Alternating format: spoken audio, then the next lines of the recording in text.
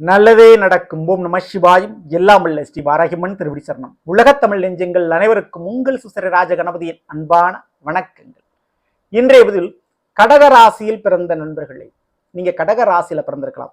ஆண்களா இருந்தாலும் சரி, பெண்களா இருந்தாலும் சரி. ஆண்களுக்கு தனி பலன், பெண்களுக்கு தனித்தனி பலன் என்று சொல்ல போகிறோம். இது கோச்சார பலன் இல்லைங்க. கடக ராசிக்கு பொதுவாக இருக்கக்கூடிய விதியினுடைய பலன்கள். பிறப்பு இறப்பு இது ரெண்டுமே விதி. இந்த விதியை நம்மளால மாற்ற முடியாது. இந்த பிறப்பு இறப்புன்ற இந்த விதிக்கு உள்ள நம்மளுடைய மதியை வைத்து நாம் வாழக்கூடிய வாழ்க்கை, நாம் செய்யக்கூடிய நல்லது கெட்டது, அதற்கு தகுந்தாற்போல் நாம் அனுபவிக்க போகின்ற யோகமும் சாவும். ஸோ இதை பத்தி தான் டீட்டெயிலாக பார்க்க போறோம். குறிப்பா விதியினுடைய ரகசியத்தில் ஆண்களுக்கு கொடுக்க போகின்ற யோகங்கள், பெண்களுக்கு கொடுக்க போகின்ற யோகங்கள், மிக முக்கியமான ஒரு 5 விஷயத்துல. ஸோ கண்டிப்பா படிப்பு, வேலை, தொழில், திருமணம், காதல்.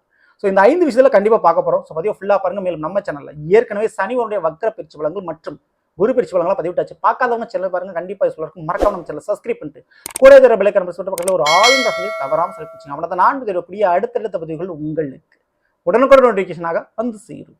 கடக ராசியில் பிறந்த நண்பர்களே, கடக ராசி, கடக ராசிக்கு அதிபதி சந்திர பகவான். இந்த கடக ராசியில புனர்பூச நட்சத்திரம், பூசம், ஆயில்யம், இந்த 3 நட்சத்திரங்கள் இருக்குது. ஸோ இதில் ஏதாவது ஒரு நட்சத்திரத்தில் நீங்கள் பிறந்திருப்பீங்க. கடக ராசியை பொறுத்த வரைக்கும் இந்த 2025 கண்டகச்சனி, அஷ்டமச்சனி, ராகு இது பிரச்சனை எதுவுமே கிடையாது.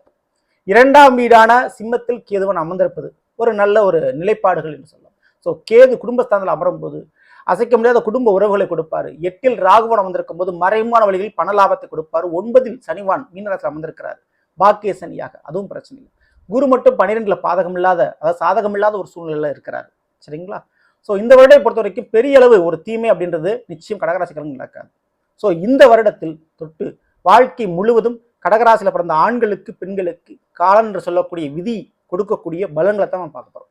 மிக முக்கியமா படிப்புல எப்படி இருக்க போகுது, வேலையில எப்படி இருக்க போகுது, தொழிலில் எப்படி இருக்க போகுது, டீட்டெயிலாக பார்க்க போறோம். முதல்ல ஆண்களுக்கு எப்படி இருக்கும், பெண்களுக்கு எப்படி இருக்கும். ஸோ கடகராசியை பொறுத்த வரைக்கும் ராசிநாத சந்திரன். கடகராசின்றது ஒரு பெண் ராசி, அதை மேல வச்சுக்கோங்க. ஸோ கடகராசியில ஆண்களை விட பெண்களுக்கு யோகங்கள் அதிகம். இப்போ கடகராசியில பிறக்கிற ஆண்களை விட பெண்களுக்கு தான் யோகங்கள் அதிகம்.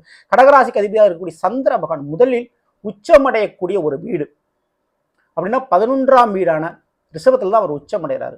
ரிஷபமும் பெண் ராசி தான், அதுல எந்த மாற்று கருத்தும் இல்லை. ஸோ நீசமடைவது விருச்சிக ராசி, அப்போ விருச்சகமும் ஒரு பெண் ராசி தான். ஓகேங்களா? ஸோ ஆவதும் பெண்ணாலே அழிவதும் பெண்ணாலே சொல்லுவாங்க. கடகராசிக்காரங்களுக்கு அது 100க்கு 100% பொருந்தும். அப்போ நீங்க ஆண்களாக இருந்தாலும் சரி, பெண்களாக இருந்தாலும் சரி, ஒரு பெண்ணால் இழப்பும் அதே இன்னொரு பெண்ணால் வரவும் நிச்சயமான முறையில் உண்டு. அப்போ கடகராசிக்காரங்களுக்கு நட்பு, உறவுகள் என்பது பழக்க வழக்கங்கள் ஈஸியாக ஏற்பட்டுரும், பெண் தொடர்புகள். ஆனால் அதே பெண்களாலே நல்லதும் கெட்டதும் இரண்டும் நடப்பதற்கு வாய்ப்பு அதிகம். சரிங்களா? ஸோ முதல்ல படிப்பு விஷயத்தை பற்றி பார்த்துறோம். படிப்பு யாருக்கு யோகம், ஆண்களுக்கா பெண்களுக்கா? படிப்புன்ற ஒரு ஸ்தானம் 4ஆம் வீடுங்க. கடகராசிக்கு 4ஆம் வீடு எது அப்படின்னா அது துலாம். அதற்கு அதிபதி யாரு? சுக்கிர பகவான். அந்த சுக்கிரன் 9ஆம் வீடான மீனத்துல உச்சமடைகிறார். மீனம் என்பது ஒரு பெண் ராசி. ஓகேங்களா? அப்ப கடகராசியில பிறந்த பெண்களுக்கு தான் படிப்பில் யோகங்கள் உண்டு. ஸோ ஆண்களை விட பெண்களுக்கு படிப்பு சொன்ன வயசுல மிகுந்த லாபங்கள் உண்டு. 4ஆம் வீடு சொத்துக்களையும் குறிக்கும். அப்போ சொந்த வீடு சுயமாக சம்பாதிப்பது, சொந்த வீடு பேர்ல எழுதி வைக்கிறது, சொந்த வீடோட விருத்திகள் யாருக்கு ஏற்படும் அப்படின்னா ஆண்களை விட பெண்களுக்கு தான் சொத்துக்கள் விஷயமும் குவியும். அதனால கடகராசியில் பிறந்த ஆண்கள் என்ன செய்யணும் அப்படின்னா பெண்களை டிபெண்ட் பண்ணி வாழ்க்கை துணையா இருக்கலாம், தன்னுடைய பிள்ளைகளா இருக்கலாம், தன்னுடைய அம்மாவா இருக்கலாம், இவருடைய தொடர்பை ஏற்படுத்திக்கிட்டு அவங்கள டிபெண்ட் பண்ணி ஒரு சொத்துக்கள் வாங்கி குவித்தால் அது பெண் ராசியாக உங்களுக்கு அமையும். ஸோ அதன் மூலமாக சொத்துக்கள் விருத்தி அடையும். ஸோ இதுக்கு யோகங்கள் உண்டு. அப்போ ஆண்கள் இந்த டெக்னிக்கை நீங்க யூஸ் பண்ணிக்கோங்க. சரிங்களா? பெண்களுக்கு இயற்கையாகவே தன்னுடைய பெயரில் தனித்துவமான பெயரில் சொத்துக்கள் வாங்குறதுக்கு உண்டான யோக காலகட்டங்கள் நிச்சயம் சுக்கிர திசையில், சுக்கிர புத்தி காலகட்டங்களில் வந்தே தினம் எந்த மாற்ற கருத்தும் இல்லை. அதுவும் தாய் வழி சொத்துக்கள் மிக எளிதான முறையில் உங்களுக்கு கிடைக்கும். அதற்குண்டான பாக்கியங்கள் உண்டு. ஸோ இதற்கு அடுத்து வேலை, தொழில் விஷயம், அதை பற்றி பார்த்துருவோம். ஃபர்ஸ்ட் வேலை. இப்போ கடகராசிக்காரர்களை பொறுத்த வரைக்கும் இந்த 6ஆம் வீடு அப்படின்றது நாம் யாரிடம் கைகட்டி நின்று வேலை பார்க்குறோம் அப்படின்னு சொல்லக்கூடியது. சரிங்களா? 6ஆம் வீடு எது கடகத்துக்கு அப்படின்னு பார்த்தா அது தனுசு. அதற்கு அதிபதி குரு பகவான். அவர் உங்களுடைய கடகராசியில தான் உச்சமடைகிறார். ஓகேங்களா? ஆனால் நீசம் அடைவது 7ஆம் இடம் மகரத்தில். ஓகேங்களா? ஸோ அதை பொறுத்த வரைக்கும் கடகம் என்பது பெண் ராசி, மகரம் என்பது பெண் ராசி. அதுல இருந்தா மாற்று கருத்து. அப்போ வேலையில அடிக்கடி வேலை மாற்றத்துக்குண்டான வாய்ப்புகள் இங்கே உண்டு.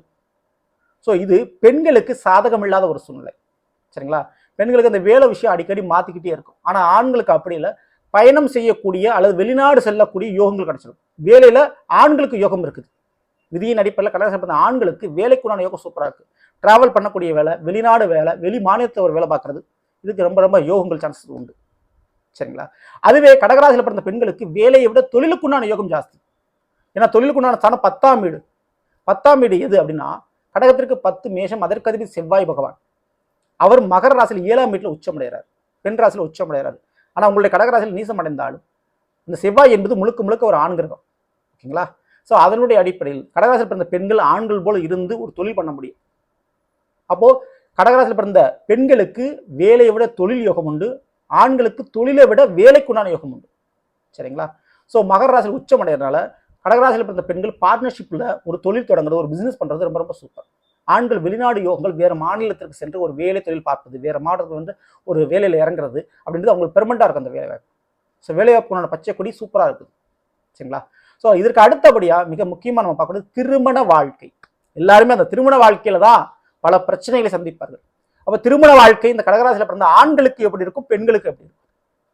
திருமண வாழ்க்கை அப்படின்றது 7ஆம் வீடு. ஸோ ஆண்களுக்கு 7ஆம் வீடுன்னா பெண்களுக்கு 8ஆம் வீடு கணவனுடைய ஆயுளை குறிப்பது, மாங்கல்ய ஸ்தானம் சொல்லுது. அப்போ கடகராசியில் பிறந்த நண்பர்களுக்கு செவ்வாய் உங்களுடைய கடகராசியில் நீசம் அடைகிறார். பெண்களை பொறுத்தவரையும் செவ்வாய் என்பது கணவனை குறிக்கக்கூடிய, கணவனுக்குரிய காரக கிரகம். அவர் கடகராசியில நீசம் அடைகிறார். கடகராசியில பிறந்த பெண்களுக்கு கணவனால் பற்பல பிரச்சனைகள் ஏற்படுறதுக்கும், கணவர் வீட்டு சில சங்கடங்கள் இருப்பதும், நீங்க எதிர்பார்க்கிற அளவுக்கு கணவனுடைய சப்போர்ட் உங்களுக்கு கிடைக்கிறதுக்கும், திருமண வாழ்க்கையில் கொஞ்சம் திருப்தி இல்லாமல் இருக்கிறதுக்கும் வாய்ப்புகள் அதிகம். காரணம், உங்களுடைய ராசியில் மங்களக்காரன் சொல்லக்கூடிய செவ்வாய் நீசம் அடைகிறாரு. மேலும் உங்களுடைய கடக ராசிக்கு 7ஆம் வீடான மகரத்திற்கும் அதிபதி சனி, 8ஆம் வீடான கும்பத்திற்கு அதிபதி சனி. ரெண்டுக்குமே உரியவர் சனி பகவான் தான், அதுல எந்த மாற்று கருத்தும் இல்லை.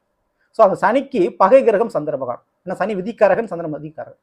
அப்படி பார்க்கும்போது கடகராசியில் பிறந்த பெண்களுக்கு திருமண வாழ்க்கையில் நீங்கள் விரும்பி துணை சேர்ப்பது நல்லது. ஸோ லவ் மேரேஜ் அல்லது தெரிஞ்ச நபரை மேரேஜ் பண்ணிக்கிறது, வேலை பார்க்கக்கூடிய இடத்துல, தொழில் பண்ணக்கூடிய இடத்துல ஒரு வாழ்க்கை துணை அமைந்தால் மிகுந்த நல்லது. அல்லது திருமண வாழ்க்கைக்கு அப்புறம் உங்களை நீங்கள் பிஸியாகிக்கணும், ஒரு வேலை தொழிலில் ஃபோக்கஸ் பண்ணி பிஸியாகிக்கணும், அது ரொம்ப ரொம்ப உங்களுக்கு நல்லது. சரிங்களா? இதுக்கு அடுத்தபடியாக ஆண்களுக்கு திருமண வாழ்க்கையில் எப்படி இருக்கும்? ஆண்களை பொறுத்த வரைக்கும் இந்த 7ஆம் வீடு தாங்க வாழ்க்கை துணை குறிக்கும். அடுத்து சுக்கிரனும் உங்களுடைய வாழ்க்கை துணையை சொல்லும். அதனுடைய அடிப்படையில் 7ஆம் வீடு அப்படின்றது மகரம், அதற்கு சனி பகவான் உங்களை கடகத்திற்கு 4ஆம் வீடான துலாமில் உச்சம் அடைகிறார் மற்றும் 10ஆம் வீட்டில் மேசத்தில் நீசம் அடைகிறார்.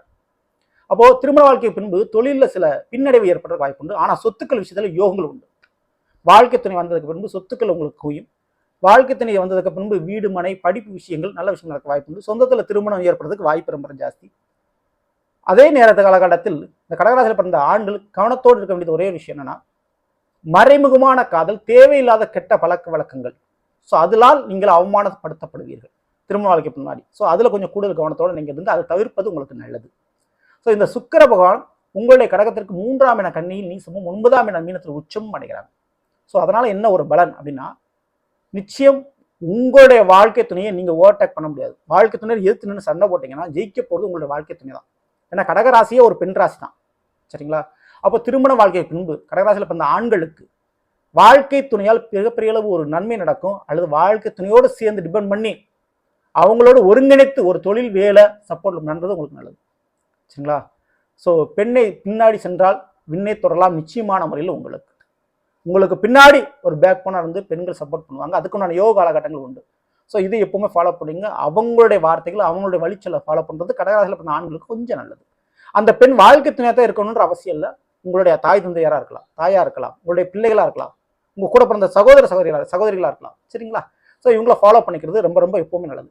ஆக மொத்தம் இந்த கடகராசியில் பிறந்தவங்களுக்கு ஒரு குறிப்பிட்ட தெய்வம் உங்களுக்கு முழு அனுகிரகத்தை கொடுக்கும் அப்படின்னா நிச்சயம் பெண் தெய்வ வழிபாடு, கன்னி தெய்வ வழிபாடு பல கஷ்டங்கள்ந்து உங்களை காப்பாற்றும். ஸோ கடகராசியில் பிறந்த ஆண்களாக இருந்தாலும் சரி, பெண்களாக இருந்தாலும் சரி, கன்னி தெய்வ வழிபாடு, அதே போல கன்னியாகுமரியில் கூடிய பகவதி அம்மன், ஸோ அந்த கன்னியாகுமரியில் கூடிய அந்த கன்னியை வழிபாடு செய்கின்ற போது மிகப்பெரிய அளவு வாழ்க்கையில் கூடிய தடைகள் நீங்கும்.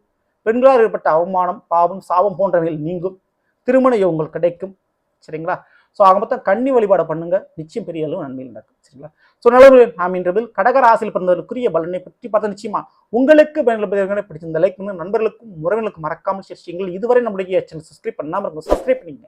கூட தர பிள்ளைக்கு நம்ம பண்ணிட்டு பக்கத்தில் ஒரு ஆளுன்ற தவறாமல் சொல்லி மேலும் அடுத்த சந்திப்போம். நன்றி, வணக்கம். நல்லதே நடக்கும். நம சிவாயம். எல்லாம் ஸ்ரீ வராகியம்மன் திருவடி சரணம்.